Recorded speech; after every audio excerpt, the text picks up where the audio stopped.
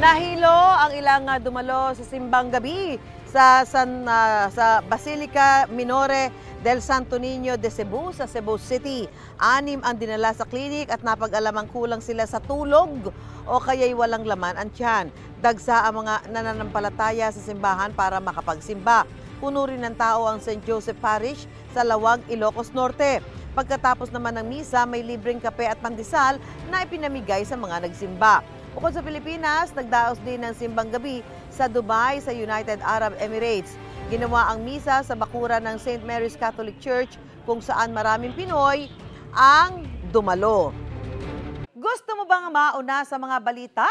Mag-subscribe na sa GMA Integrated News sa YouTube at tumutok sa unang balita.